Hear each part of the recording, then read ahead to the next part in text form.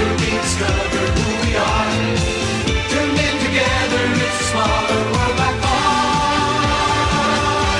The world of NBC, let's all be there. NBC, let's all be there. People come together in the moments that they share. On NBC, let's all be there. Well, it's Friday. Again. Some episodes are harder than others in terms of coming up with a clever hook to get you guys interested and engaged. This is one of those episodes. Not that it's not a good episode, but for some reason, it just wasn't easy. So instead, I've decided to recite a haiku that I wrote just for this occasion. A haiku, for those of you who don't know, is a poem consisting of just 3 lines, the first being 5 syllables, the second being 7, and the third being 5. Who knew you'd be getting a poetry lesson today? You're welcome. All right. A Plush Ride haiku by the Knight Rider historians. Group targets leaders. Michael Knight tries to stop them. He succeeds! Hooray! Well, that's 10 seconds of your life you'll never get back. Please be my friend.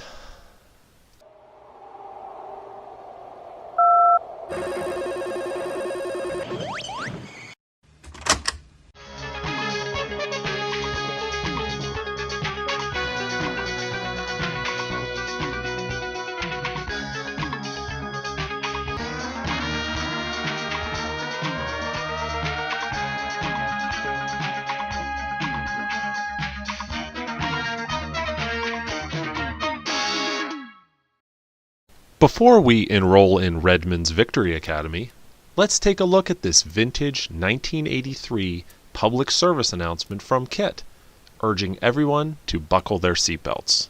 Enjoy! I am KITT, the computer controls of this indestructible vehicle. I am programmed to avoid accidents. Unfortunately, you are not. This year, you may become one of the millions who will be killed or injured in an automobile accident. Unless you take either of these 2 precautionary measures. Buckle your safety belt. Or don't even bother getting in your car. Buckle up. Your life is in your hands. Production 57306, A Plush Ride. Written by Gregory S. Dinallo. Directed by Sidney Ayers. This episode originally aired Friday night on NBC, December 10th, 1982 at 9 p.m. It was filmed August 31st through September 10th, 1982. While this was the 11th episode to air, it was only the 5th episode to be produced. So let's dig in. So the first scene, we see Devin watching some news on the TV while on the phone. And if you notice, the first, 5-7 seconds of this scene, this picture is actually a still shot with the TV footage superimposed. So if you watch Devin this whole time, he's not moving even a little bit. Then all of a sudden, he starts moving. So what happened was, whenever they were filming this scene, they didn't film Devin long enough, so they had to freeze frame it for a while the footage played on the TV. Now, interestingly, if we look at the TV, there's Devin with one of the third world leaders, and it's interesting. That's a whole nother batch of footage that was shot for this episode that you don't even realize.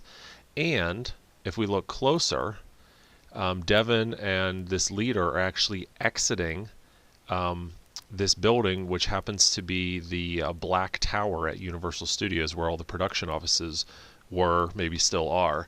But this is the same tower. We see it a number of times in Knight Rider. We see it in Kit the Cat, and we see it in Fright Night. But this is that very same tower.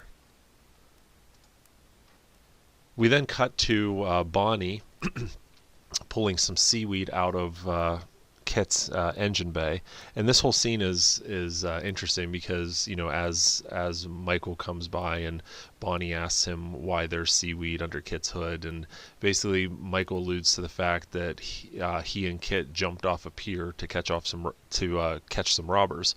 Of course, this is the first time we hear that Kit possibly could swim, although I'm guessing maybe he just sank. But obviously in Return to Cadiz in season 2, Kit gets his third stage aquatic synthesizer, and then he actually can swim on water, albeit briefly, just for that one episode. But still, it's kind of neat to see. This is the one and only time in the series where you see the back of the scanner bar. So we can see here the halogen lights screwed into the back of the aluminum bar here. And for those of you who are in tune a little bit more with Michael Chaffee, his original design and whatnot, this is Michael Chaffee's original light bar that he built when he redesigned the front nose. And if you look closely, you can see rivets in the top, which are consistent with drawings that Michael has provided with us over the years. So this is his original scanner bar right there. And not too much else to talk about here, except we can see what we can see of the underside of Kit's engine. This is all factory Trans Am. We can see right here, this is the air conditioning compressor right here, and the fan shroud. So this all looks pretty standard right there. And then of course Kit's lamenting as to why he didn't get to go on this mission with Michael, and Bonnie says, yeah, join the club. And again, nothing too exciting here, but this is one of the very, very rare times you even see a glimpse under Kit's hood on screen. We don't really see anything other than the coolant tank here and maybe a wire running across. And then we have Michael driving the limousine with Devin in the back here, and not much to report except this always was a glaring error to me about how the stick-on, on these license plates, a good majority of them were literally just metal plates spray painted blue, and they would cut out letters and numbers and stick them on the license plate. So we can see here that whatever this was supposed to be, maybe an N, I don't know, but it got ripped off or not applied properly. So not sure what's going on there. And then we move forward. This is getting ready to see Redmond, and this is the neat Firebird that he was driving in that scene. Always thought it looked weird with these giant flares, made it look like the wheels were sitting too far in. But I wanted to point out, during this whole chase, you see scenes from the outside, but then you see close-up shots of Redmond driving on the inside. And they only use this Firebird for that, because if you look closely, they welded on a tow bar right here.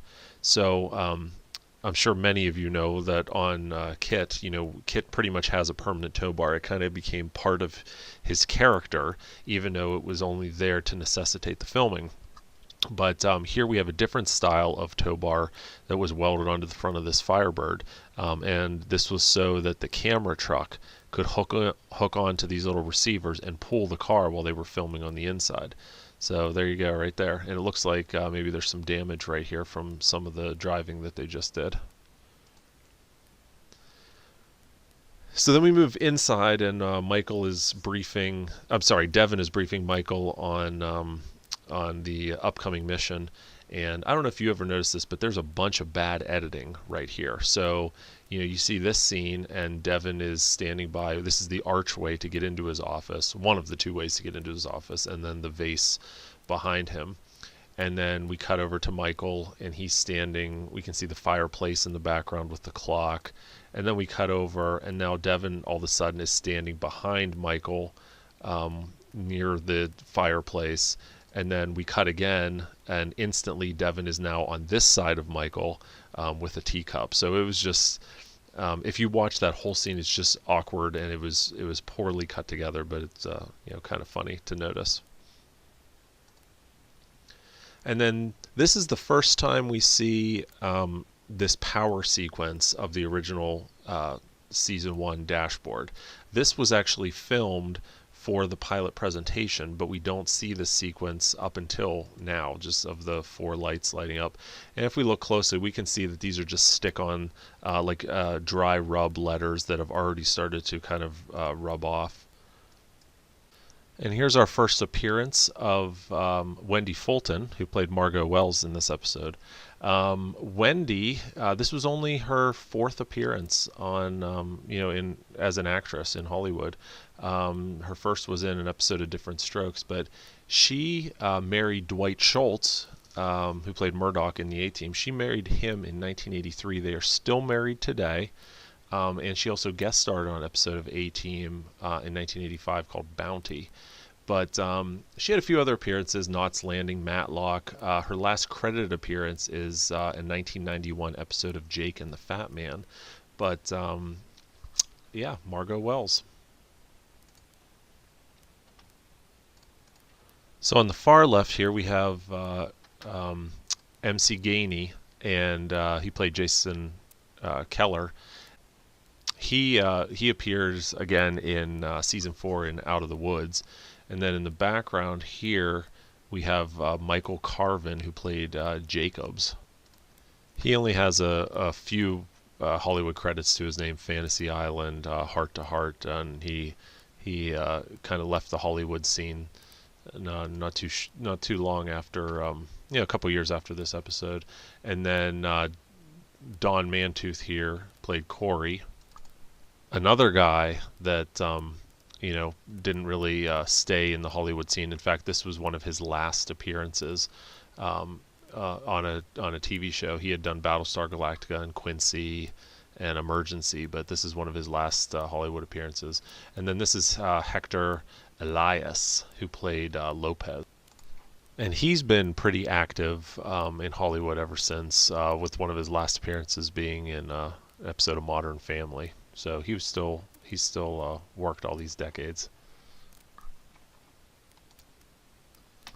So then we move to Michael, getting ready to scan the suitcase. And if you notice, this is still the circuitry in this in the hero car here is still the original circuitry that was built for the John Ward nosed car. Now, if you want to check out our pilot episode commentary, we talk a little bit about the original front nose of KITT and who designed that and everything. But that scanner circuitry came over to this front nose whenever it was designed by Michael Chaffee. But it never really worked 100% correctly. It had this, it's supposed to have this all-on effect. When the power is first applied, all the bulbs come on, then it starts scanning back and forth. And for the most part, when you see it come on, they come on kind of in this order. You've got a bunch over here, then one here, and then a few seconds, a millisecond later, these other ones come on. So, and if you notice in this car, and I think we've got a better look here. Yeah, see, you can see how if we go from here, so it's lighting up, and then these two come on, this one a little stronger, and then this one, then they're all lit up, then it scans back and forth. But we can see over here, this bulb is out. There's only 7 lit, and this bulb is currently out. So the smoke bomb is put in there by Redmond, and we get a look here. Throughout this episode, we only know most of these bodyguards. We only know them by their last names: Corey, Jacobs, Lopez. But in reality, if you look closely, you can see and you can try and figure out some of their first names. So if we zoom in here, we see what looks like maybe BZ Corey or AZ Corey or RZ Corey, and we can see MW Jacobs here. The script for this episode specifically states some of their first names. Well, not some, I should say Lopez. Lopez's first name is Roberto. And the script also does say MW Jacobs. So we don't know what Corey's real first name is, I don't believe. So Michael leaves the compound to meet Devin and Bonnie at the Buckaroo Club. And this is, again, a tie back, an homage to the Fall Guy, because the Buckaroo Club in the Fall Guy was frequented by Colt Seavers. And oddly enough, there's actually an episode of The Fall Guy called Soldiers of Misfortune. It was from 1982 as well, where Colt infiltrates a survivalist camp, very similar to the school here. So, just like we saw whenever I talked about in the commentary for No Big Thing, whenever they borrowed the idea of Devin jumping the pickup truck to escape prison, here's another situation where Glenn Larson is borrowing ideas from his other show and bringing it over to Knight Rider, Buckaroo Club. And not much to mention here, except we do get a sign and see Margot Wells right there. And then we move forward and we have Michael talking into his comm link. This is actually not the advanced radio watch that is depicted as his comm link. You can tell by the band here. This is just some generic watch he's wearing, but the viewers are supposed to be none the wiser, I suppose. Of course, then we cut to the close-up. This is, I believe, the first close-up of the comm link. We do see it in the final verdict. We see a broken version of it, but I think, if I'm not mistaken, this might be the first close-up we see of it. I could be wrong. Let me know in the comments if I'm wrong. So, of course, this is an off-the-shelf radio watch called, it went by a number of different names. The one that's coming to mind right now is Advance. But all they did was they stuck this label on the top. They used the stock watch and stuck this label on the top, and voila, you've got a state-of-the-art comlink. So this blur that you're seeing here is right before Michael is nearly shot by Jacobs, and you can see him. He's pulling on some kind of a rope, and then Michael does a backflip and rolls backwards. And this is actually David Hasselhoff doing this stunt, and you can see here his shirt lifts up, and he's actually wearing a back brace to protect himself. So one of the, I wouldn't say the few times he does his own stunts. He's done a lot of stunts, but this was Hasselhoff and him wearing a back brace to protect him. And one thing I failed to mention earlier was to talk about this guy. This is William Lucking. Now, he's been in a billion TV shows and movies over the years. Not too active anymore, but what I want to point out, he is best known for, at least probably to me and to a lot of other people, as Colonel Lynch in the A-Team.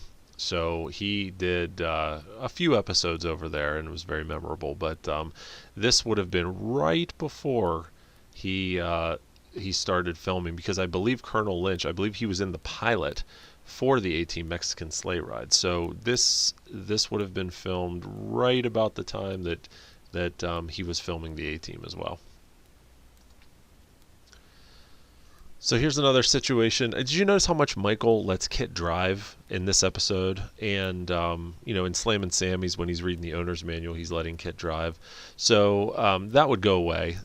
He would let Kit drive less often whenever he was behind the wheel. But for these early episodes, he spends a lot of time just kind of lounging in Kit and letting Kit drive, which I don't blame him. I probably would too.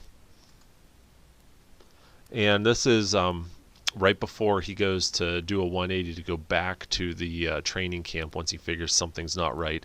And he passes the location. We mentioned this in our Inside Out commentary. This is where, for a lot of those early episodes, the semi is parked right here, and you see Kit driving down this road doing a 180 and driving back up into the back of the semi. Here's that big tree that we talked about. Right where that school bus is, this is also the place where, at the beginning of Inside Out, where Michael and Dugan are fighting inside Kit, and Michael ejects Dugan out. He ejected him out right here into this tree. So in this scene, he's just driving straight through that intersection, but neat little Easter egg there. And Michael pulls in to the training camp here, and our white wire is there. Because remember, this was only the 5th episode to be produced. Even though it aired as the 11th episode, it was an early filmed episode. So we still see our wonderful white wire here. While Michael is incapacitated, Jacobs is trying to break into Kit, and we see this nice close-up. And even though this episode was the 5th to be filmed, you can already see just how worn the cars are. Look at this paint job. Look at all that orange peel. Whenever they needed to repaint these cars, which was pretty much every week, maybe even multiple times a week, depending on how the filming went. Just think about how many layers of paint are on these cars, even by this point. We own 2 of the original cars. One of the original cars unfortunately had its paint all stripped when it was being refinished prior to our ownership. Our other car still has all of its original paint, and there's at least a dozen layers of paint on there. So the car, you stand back and you look at the car, and it just looks. You can see that the paint is thicker, and this is a great example. This nice close-up where you can just see. They didn't care. They were just spraying this down and getting it out the door. They didn't care if it was a smooth finish. Because, again, who's going to look at it on Blu-ray 40 years later? We are. So we move forward, and Jacobs is just so frustrated he can't get into the car, so he decides to hit the door. And watch what happens when he hits the door. Bam. Puts a nice dent right there. Right there. A nice dent right in the door. So you can see if you go back, it's not there. Then he bangs it, and he puts a nice dent in this indestructible car. Isn't that great? So after he does get into Kit and takes him up to the top of the hill, puts Michael inside and pushes the car down. The only thing to point out here is for all of you who have a Trans Am, and if you ever need to push it, don't ever push it by the spoiler. That is the perfect way to break the spoiler off. You push it down here by the trunk. But they didn't care. That's my public service announcement for you. Don't push a Trans Am by the spoiler. So Michael's unconscious, not subconscious. Michael is unconscious, and Kit is careening down the hill. And I'm not sure what planet they're on, but they're going down a hill, but the mountains seem to be at an angle as well, so go figure. No, in reality, they just tilted the camera, and this whole scene where Kit's being towed is actually being towed on a level, flat surface, but they just tilted it to make it look like he was going down a hill, but they didn't take into account the mountains in the background, so that's great. Kit decides to use the oxygen vent to try and wake up Michael. This is one of the first times that we see a repeat of a function that was added in a subsequent episode. So oxygen vent was added originally in Slam and Sammy's Stunt Show Spectacular. However, what's interesting to note is this episode was filmed 1 week before Slam and Sammy's was filmed. So in terms of that, the oxygen vent came into being a week before it was installed in Kit. How about that? And then we move forward, and Kit has rotated his turbo booster, and he's trying to stop. This is the Doom Buggy Flivver car. I'm not sure why they chose to use it for this scene, but if you look at it, and then this is the Doom Buggy Flivver car, as far as we can tell. And then we switch over to here, and this is, I believe, a model, a scale model. It's not the Doom Buggy car. And then we go back to the scene. Now we're back to the Flivver car, and if you look when he's backing up, you can actually see it has a gull wing in here, a gull wing steering wheel, but then not much else. It's pretty bare bones inside of there. And now when we're back up to the top, we are back to the general purpose stunt car. We're still 4 Trans Ams and 1 Flivver car. Of course, especially because we've reverted back to only the 5th episode produced.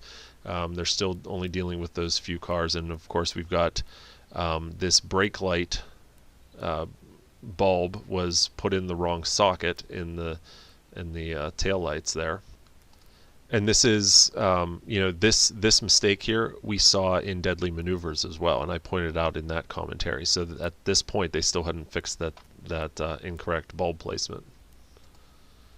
And then the car spins around. It's wearing its rubber shell and taking off in the other direction. So now we move to the Third World Leader Conference, which strangely enough is just a tent on an airport runway. This is the old airport that used to be at the Indian Dunes. The Indian Dunes was a motocross track used in a ton of episodes of Knight Rider. Good Day at White Rock, Speed Demons. I mean, it just all over the place. But this was the airport runway at the entrance to the Indian Dunes. And now we see the assault cars coming. For some reason, this brown car has already been in a serious accident. I'm not sure where that came from. We don't see it get hit, so it must have been some kind of an off-camera stunt that obviously didn't go well. And then, of course, just like I mentioned in previous episodes, how do you know if a car is going to get flipped? You look for a roll cage. So this is the gray car that Margot's driving. We know it doesn't flip. But look, the brown car and the blue car both have roll cages in them. Why? Because in a little bit they're both going to do barrel rolls at the same time while Kit drives past them. So we know that those two are not long for the world. And now we move to the delegates arriving. Not too much exciting to report here. So this plane here, this registration N664CL, this was the plane that we saw in the pilot, supposedly being exploded. We see it again here, and we see it some other times. This plane has a very interesting history. So it actually made an appearance in Sgt. Pepper's Lonely Hearts Club Band, the 1978 musical featuring Beatles songs. And in that film, it was used to carry the Bee Gees from their home in USA. And then it makes an appearance again in the pilot of Knight Rider, appears again here in a Plush Ride, and then it appears again in the Topaz Connection as the plane that Michael hangs off the back. Then it appears in an episode of Remington Steele, and just a few other places like that. But this plane was used for private. It was owned privately after all this, and it was used up until about 2008, and then it just kind of sat in storage. And the owner of it in 2014 donated this jet to the North Valley Occupational Center for Aviation, an aviation maintenance school operated by the LA School District Education Program. So we kind of lose track of it after then, but this plane just has a long history, and to our knowledge, it's still around today. And moving forward, we've got the stunt car here, and this was a detail that I noted many episodes ago. The tape around the turn signal covers here. So they're back again because again we're the fifth episode in to be filmed. So we've got the tape here, which would be removed here before too long, and we've got the round Trans Am style steering wheel in there, and that of course is not David Hasselhoff, whoever it is. And now Summit 2, the second plane, arrives, and they're just using the same jet. This is the exact same jet. They put a different number over top and decorate it a little bit differently, but same jet there. And the limousines, so moving on, right before Kit turbo boosts over the limousines, you get this look down low, and we can see that this limousine has a tow bar attached to it right there. So there's the receiver right there.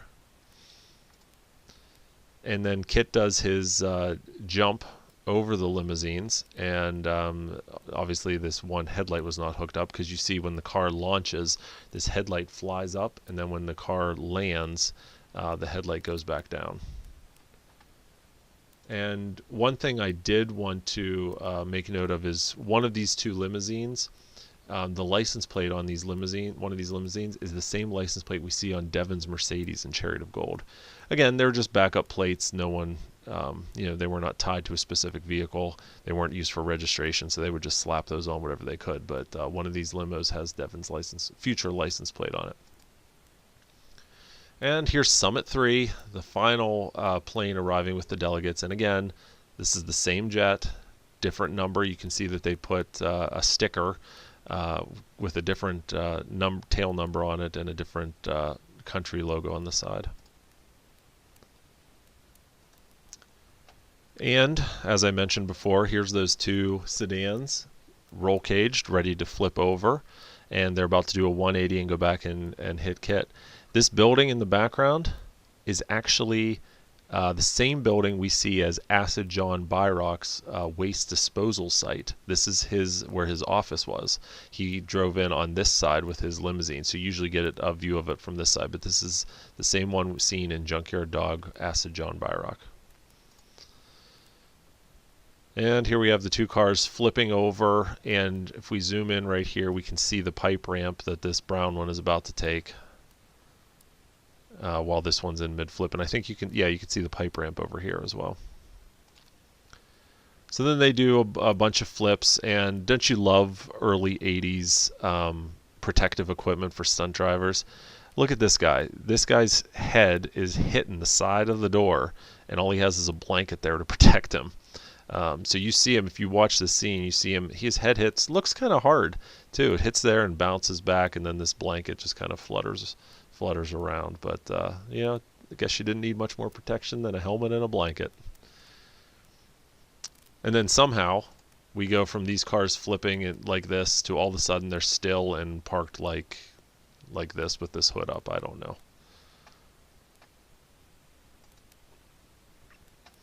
This whole finale scene, every time you see Devon or any of scenes from him, this footage is all reversed. So if you look at it, Devon's part is supposed to be on this side, and he's got a little handkerchief which is supposed to be on this side. They actually have the film reversed for most of this finale while whenever you see Devon and these guys. And then we have Margot here, and she's, they're shooting at her. She's got bulletproof glass, but you can see Kit creeping up right here, and this goes back to another editing mistake. So you see Kit creeping up right here, and then in the very next scene, Kit's coming around the bend to catch up to her. So a little bit of an editing problem right there where Kit shouldn't have been in the background. And here you can see real well this whole footage is reversed. See, this should be on this side, the buttons on the other side, and his hair is usually parted on this side. So they have this whole thing flipped around. See, there you go. So compare these two. So here we've got his part on this side, and then the actual footage, it's parted on this correct side. And the finale where they're singing Home on the Range a cappella. And if you look in the background here, this guy right here, this is Hal Frizzle. Harold is his real first name. He went by Hal. He's no longer with us. He appears a number of times in the background. He's actually part of the Knight Rider stunt crew. And we see him as security guards. We see him as bystander in the background. He's all over the place. But this is his, as far as we can tell, one of his first appearances in the series, even though it's in the background. So it's kind of a blink and you'll miss it cameo by one of the Knight Rider stunt crew.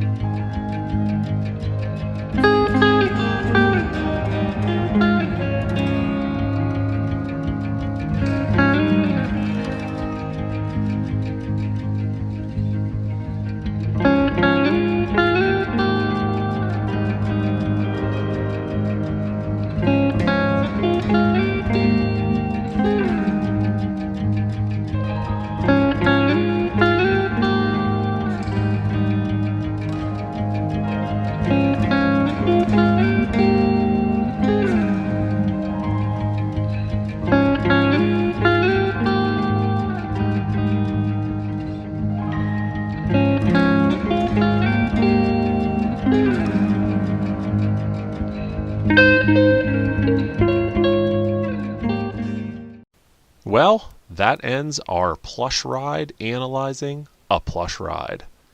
I hope that you found it stimulating, and I hope that it has motivated you to host your next important meeting in a rented tent on an airport runway. Next time, we will attempt to remember everything that happened in the next episode of Knight Rider, Forget Me Not. Thanks for watching. See you next time. And now, while we listen to Joe's selection of Knight Rider music that we received directly from Don Peake himself, we'd like to thank these Patreon supporters. Look at you guys scrolling up the screen to my right.